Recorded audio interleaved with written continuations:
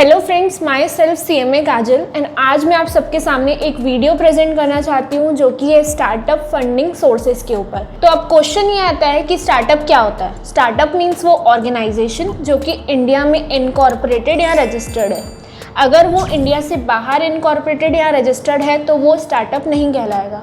Second ये है कि आपके ऑर्गेनाइजेशन की एज 5 साल से ज़्यादा नहीं होनी चाहिए। अगर आपके ऑर्गेनाइजेशन को सेटअप किए हुए 5 साल से ज़्यादा हो गए हैं तो वो स्टार्टअप के अंदर नहीं आएगा। थर्ड पॉइंट ये है कि आपके ऑर्गेनाइजेशन का टर्नओवर 25 करोड़ से एक्सीड नहीं होना चाहिए। अगर आपके ऑर्गेनाइजेशन का टर्नओवर 50 करोड़ 100 करोड़ है तो वो स्टार्टअप के लिए एलिजिबल नहीं है। फोर्थ पॉइंट है वर्किंग टुवर्ड्स इनोवेशन। अगर आपकी ऑर्गेनाइजेशन कोई नॉर्मल काम कर रही है तो वो स्टार्टअप के लिए एलिजिबल नहीं है, बट अगर वहीं पर वो इनोवेशन के लिए कुछ काम कर रही है या इनोवेटिव कोई काम कर रही है तो वो स्टार्टअप है। अब स्टार्टअप तो समझ में आ गया स्टार्टअप क्या होता है, बट स्टार्टअप को भी स्टार्ट करने के लिए हमें कैपिटल की नीड है, क्योंकि हम जानते हैं कोई भी बिजनेस स्टार्ट करने के लिए सबसे फर्स्ट हमें कैपिटल की नीड पड़ती है।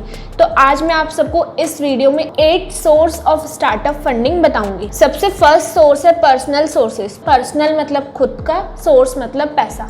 अब हम खुद का पैसा जब किसी के बिजनेस में इन्वेस्ट करते हैं तो वो होता है पर्सनल सोर्सेज। अब पर्सनल सोर्सेज को भी फर्दर 2 क्राइटेरिया में क्लासीफाई किया गया। इसमें सबसे फर्स्ट है बूटस्ट्रैपिंग। अब बूटस्ट्रैपिंग क्या होता है? हर इंसान की आदत होती है वो अपना पैसा भले ही थोड़ा या ज़्यादा कहीं ना कहीं पर सेव करता है। तो अपनी सेविंग्स को तोड़कर जब हम किसी बिजनेस में इन्वेस्ट करते हैं तो उसे बोला जाता है बूटस्ट्रैपिंग। और इसी का पार्ट बी है फ्रेंड्स एंड फैमिली। इसका मतलब ये है कि जिस भी बिज़नेस में आप इन्वेस्ट करना चाहते हैं उसमें आप अपना पैसा ना लगा के अपने फ्रेंड्स और फैमिली से पैसा लेकर उस बिज़नेस में इन्वेस्ट करते हैं। सेकेंड सोर्स है इक्विटी फाइनेंसिंग। इक्विटी मतलब होता है ओनरशिप और फाइनेंसिंग मतलब होता है पैसा।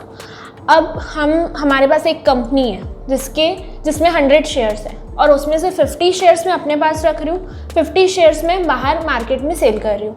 तो ऑब्वियस सी बात है जब लोग मेरी कंपनी के शेयर्स परचेज़ करेंगे तो वो मेरी कंपनी में कहीं ना कहीं 1% 2% या जितने शेयर्स वो परचेज़ करेंगे उसके प्रपोर्शनेट वो मेरी कंपनी में ओनरशिप लेंगे। इसका सबसे बड़ा एडवांटेज ये है कि आप अपनी कंपनी के शेयर्स किसी और को देते हैं और वो उसके बदले में आपको पैसा देते हैं।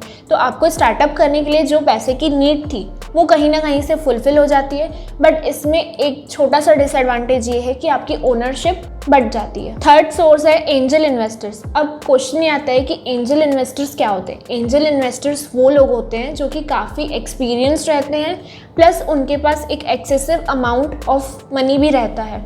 अब हमने जब स्टार्टअप सेटअप किया है तो हमें अभी फ़िलहाल फंडिंग की नीड है और वो लोग हैं जिनके पास एक्स्ट्रा सरप्लस अमाउंट रखा हुआ है। तो अगर हम 2 मिलके स्टार्टअप स्टार्ट करेंगे तो हमारी नीड्स भी फुलफिल हो जाएंगी, उनकी भी हो जाएंगी।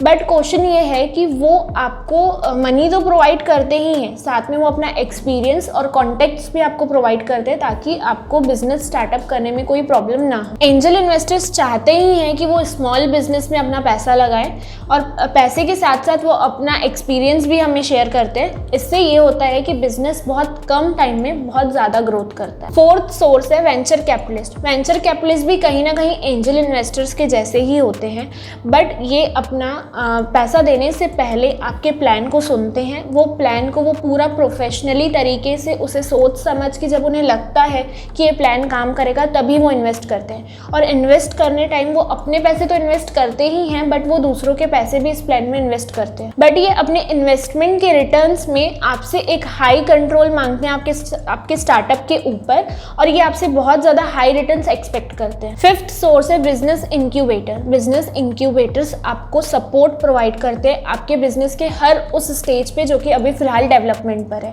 ये आपको डायरेक्ट फंडिंग तो नहीं करते हैं, बट ये आपको ऑपरेशनल एंड लॉजिस्टिकल सपोर्ट करते हैं। अब क्वेश्चन ये आता है कि ये हमें किस तरीके से एडवांटेजेस प्रोवाइड करते हैं। ये आपको एडवांटेजेस पैसों के फॉर्म में नहीं प्रोवाइड करते हैं। इसका एक एग्जांपल ऐसा है कि अगर आप जब स्मॉल बिजनेस सेटअप कर रहे हैं और आपके पास प्रेमाइसेस नहीं है, इट मीन्स आप जहाँ काम करोगे वो स्पेस आपके पास नहीं है, तो ये इंक्यूबेटर्स आपको अपनी स्पेस प्रोवाइड करेंगे ताकि आप आओ, अपना प्रोडक्ट बनाओ और उसे वेरीफाई करो कि ये सही है कि नहीं है। तो ये आपको ऐसा है कि ये आपको मनी तो प्रोवाइड नहीं करेंगे, बट इसके अलावा जितनी भी फैसिलिटीज़ ये प्रोवाइड कर सकते हैं वो करेंगे। इसके अलावा ये आपको एक्सपर्ट कंसल्टेंसी सर्विसेज भी प्रोवाइड करते हैं, क्योंकि हम अभी नया नया बिजनेस स्टार्ट किए तो हमें एक्सपर्ट्स की ओपिनियन की बहुत ज़्यादा नीड होती है, तो इस तरीके से ये हमें सपोर्ट करते हैं। अब क्वेश्चन ये आता है कि बिजनेस इंक्यूबेटर्स को रन कौन करता है, तो they are run by government agencies, professional agencies, universities. Sixth source है गवर्नमेंट फंडिंग एंड ग्रांट्स। अब फंडिंग मतलब होता है पैसा देना।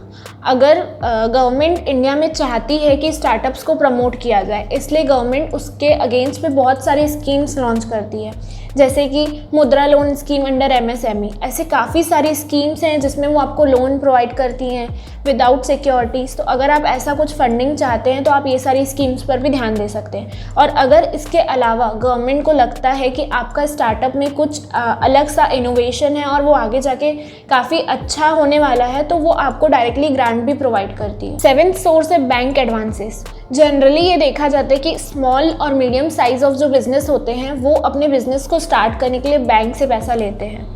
सिर्फ इसके अगेंस्ट आपको ये करना होता है कि आपको बैंक को अपनी विएबिलिटी शो करनी होती है और आपके बिजनेस के हिस्टोरिकल रिकॉर्ड शो करने होते हैं। इसमें सबसे बड़ा एडवांटेज ये है कि आपको अपने बिजनेस की ओनरशिप किसी और को देने की ज़रूरत नहीं है। और इसका एक डिसएडवांटेज ये है कि हर बैंक के प्लान्स उतने फ्लेक्सिबल नहीं होते हैं, और दूसरा ये है कि इसमें इंटरेस्ट रेट काफ़ी हाई होता है। 8th सोर्स है क्राउड फंडिंग। क्राउड फंडिंग से हम क्या समझते हैं, बहुत सारे लोगों से पैसा लेना। हम बहुत सारे लोगों से छोटे अमाउंट में पैसा लेके काफ़ी बड़ी अमाउंट तक पैसा कलेक्ट कर सकते हैं। क्राउड फंडिंग में ये होता है कि कोई ज़्यादा कंट्रीब्यूट कर सकता है, कोई कम कंट्रीब्यूट कर सकता है।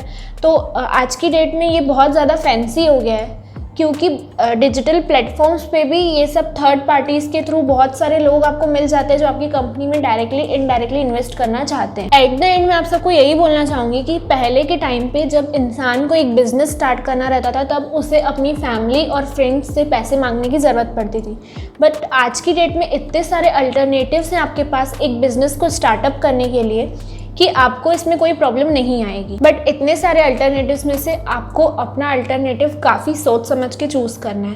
Thank you. अगर आपको ये वीडियो पसंद आया है तो हमारे चैनल को सब्सक्राइब करें, वीडियो को लाइक करें and maximum to maximum share करें।